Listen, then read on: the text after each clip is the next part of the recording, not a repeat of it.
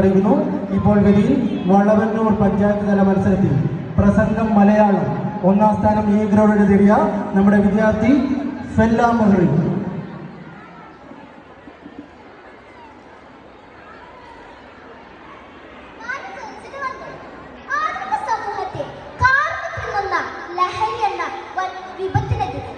മാനവ സമൂഹത്തെ ഉണർത്തുക എന്നും വലിയ ലക്ഷ്യത്തോടെയാണ് ലഹരിമുക്ത കേരളം എന്റെ സ്വപ്നങ്ങളിൽ എന്ന വിഷയം ഞാൻ തിരഞ്ഞെടുത്തത്.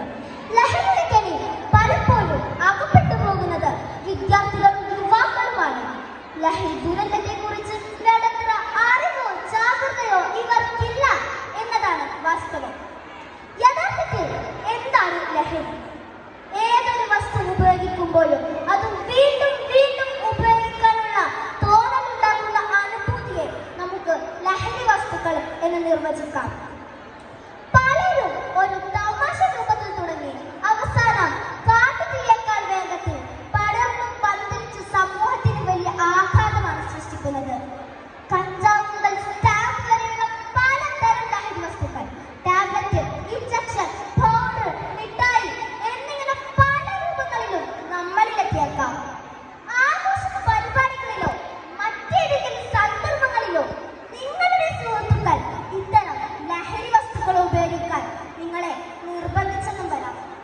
ഒരു പ്രാവശ്യം അവരുടെ വലയിൽ അകപ്പെട്ടു പോയാൽ പിന്നീട് വല ഭേദിച്ച് പുറത്തു കടക്കൽ അത്ര എളുപ്പമല്ല. ആണത്തോ പെണ്ണത്തോ തെളിയിക്കാൻ ഒരു പ്രാവശ്യം തയ്യാറാകുമ്പോൾ ഓർക്കുക, ഒരു പ്രാവശ്യം എന്നത് പിന്നീട് പല തവണയായി മാറുകയും ഒടുവിൽ തിരിച്ചു കയറാനാവാത്ത വിധം കയത്തിലേക്ക് വീണു പോവുകയും ചെയ്യും. കാൽനടിയിലെ ചുവപ്പ് മാറാത്ത ഭാര്യകളുടെ ചുണ്ടിനടിയിൽ പോലും ലഹരിയുടെ കറുത്ത കഷ്ണങ്ങൾ കാണുമ്പോൾ നമ്മുടെ സങ്കല്പം കൂടുകയാണ്. ഇവിടെയാണ് അയ്യപ്പന്റെ ഈരടികൾ ഞാൻ ഓർത്തു പോകുന്നത്. കടൽ പങ്കിട നെയ്യന്റെ പ്രളയമേ പകുതിയിൽ കൊണ്ടുപോയി ലഹരിയുടെ പക്ഷികൾ. കടൽ കാർന്നു തിന്നുന്ന ലഹരി ഉണ്ടാക്കിയ നഷ്ടബോധം. നമ്മുടെ രാജ്യത്തിന്റെ ചാലക ശക്തിയാക്കിയുള്ള യുവത്വങ്ങൾ പതഞ്ഞു പോകുന്ന ലഹരി വീണുടയുമ്പോൾ നാം എങ്ങനെ കണ്ണടച്ചിരിക്കും? രാഷ്ട്ര നിർമ്മാണത്തിന് സജ്ജരാകേണ്ട യുവത്വ തലമുറയെ ലഹരിയുടെ കൈപ്പിടിയിൽ നിന്ന് മോചിപ്പിച്ച് നേർവഴിക്ക് നയിക്കാൻ 2014 രൂപം കൊണ്ട കേരള സംസ്ഥാന സർക്കാർ ലഹരി വർജന മിഷൻ നടപ്പിലാക്കി വരുന്ന ഒരു പ്രത്യേക പരിപാടിയാണ് വിമുക്തി. വിമുക്തിയുടെ ആപ്തവാക്യം എന്നത് ജീവിതം തന്നെ ലഹരി എന്നതാണ്. പ്രിയപ്പെട്ട രക്ഷിതാക്കൾ, ഈ യന്ത്രവൽക്കരണ ലോകത്ത് നമ്മുടെ കുട്ടികളോടൊപ്പം സമയം ചിലവഴിക്കാൻ നമ്മളും സമയം കണ്ടെത്തണം. അതുകൊണ്ട് ആദ്യ ബോധവൽക്കരണം വേണ്ടത് രക്ഷിതാക്കളിലാണ്. അത് കഴിഞ്ഞിട്ട് മതി കുട്ടികളിലേക്ക്. നർമ്മത്തിൽ പറഞ്ഞാൽ ടാങ്കിനുള്ളതേ പൈപ്പിൽ വരും എന്നത് സാരം.